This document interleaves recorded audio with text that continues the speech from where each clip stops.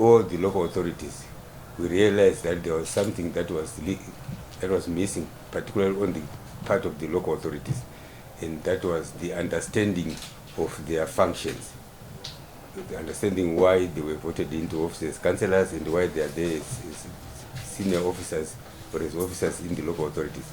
So we had discussions with the Gitepo School of Ideology, and we requested them to train all our local authorities, 92 of them, including the rural councils, the mayors, town clerks, chairpersons, CEOs, councillors. All of them went through training. I should say 96 or 97% of councillors were trained. A few from the opposition did not attend, but we still want them to come for the training. That training helped a lot because they started now understanding what they were supposed to be, who they were, and the ideology of the country. What is Zimbabwe, and what is it that we're employed to do? It's service delivery, nothing else. Not to be in the office and start politicking. So that gap has been closed. But be that as it may, there are other characteristics that were developed in the local authorities, per every local authority. Characteristics that were very difficult to shed off: the poor service delivery, the issues of land problems, which you are reading in papers now, which are misinforming the public, which we'll correct in this discussion. We then said we want to go now on specific areas and see how best we can deal with the problems, solve the problems, help the local authorities. And this is what we are doing now. The local authorities are now aligned. You are aware that last year in June, the president launched 2 critical policies in the local authority space: the urban state land management policy and the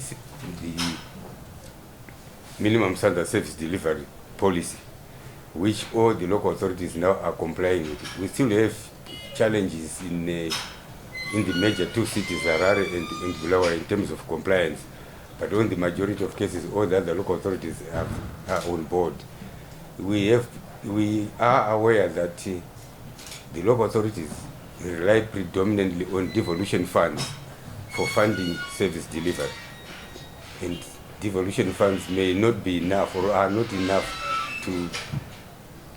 to pay for all the services, from water, sewer management, waste collection, road rehabilitation, street lighting, and general social amenities of the city. So we then went and sought guidance from His Excellency, and we were allowed to invite the private sector to come and provide services on a PPP basis, private-public partnerships. We started with the city of Harare. You are aware that we have got Geopomona on waste management and waste collection, and all of us will bear testimony to the fact that majority of our suburbs, both in the low density and high density, we've got trucks collecting on a regular basis, collecting refuse. We still have challenges with road rehabilitation, drainage, and sewer management. These are things that are now on our dashboard for 2026 going forward. And we are now aligning all the services, service delivery mechanisms to the National Development Strategy 2. To what is it that we need to achieve as local authorities. We are now aligned to that. We are having meetings. Tomorrow we have meetings with all the mayors and all the local authorities in Bulawayo to discuss these issues. But however, coming back to Harare, I know you are very much interested in understanding what is happening. You are very much excited, some of you, on reporting on falsehoods, reporting on hot air, the issue of the land in Newlands, at the roundabout, at the Newlands bypass roundabout. The land on the right, on the left side, as we go towards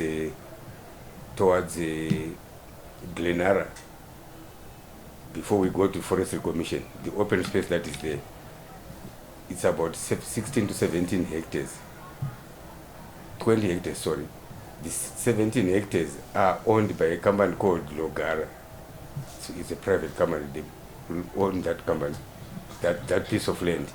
They then approached the city of Harare in far back in 2019 and said, we want to do a development of townhouses overlooking the small stream that is there between Forestry Commission and that piece of land. But there is 2 acres, 2.5 hectares before that. As you get out of the Dimulangagwa Road, the first land that you see on the left, 2.5 hectares, is owned by the city of Harare. So the company made a proposal to the city of Harare then that we will construct a road from the roundabout all the way to Borodale Road, which will assist in easing off pressure from Churchill Road. It becomes an alternative route if you want to travel, either from Borodale Road and from the bypass. Council in principle agreed, but they developed individuals in councils, because the matters are now going to be before the courts, or there's now sensitive, I will not mention their names. Individuals in council saw that as an opportunity to acquire the piece of land for themselves. 4 companies were created. One is owned by one person. I can share the names bilaterally, or I do not share them now here. The 4, they then even invited a friend and say, you can have the other stand. So there were 4 stands. They created some leases. But as you are aware, in terms of the Urban Councils Act, you don't just acquire council land without seeking audience with the neighborhood. The neighborhood resisted that. And we are told, we don't have facts now, we are told that the negotiations were done between one of the neighbors who was very vocal, the neighborhood, and then the council then was allowed to do the development. That was well and good.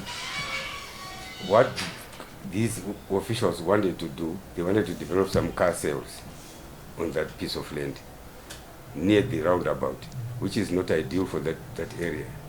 We were then approached by the investor, Logara, as Minister of Local Government and Public Works, and said, we have been engaging the local authority on the development on this piece of land. We own 17 hectares ourselves, but we want the 2.5 hectares so that we've got a uniform development.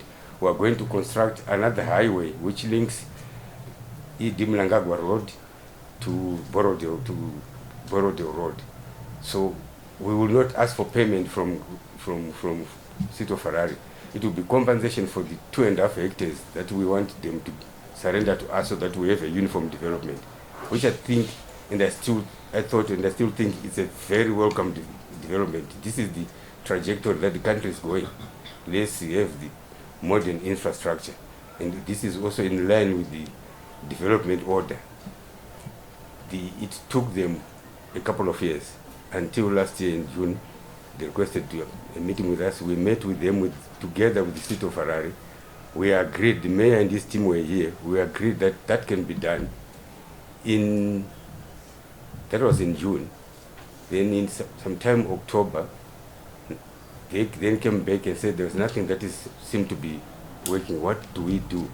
We called City of Harare and said, City of Harare, we want development. Who owns this piece of land so that we can negotiate with that person?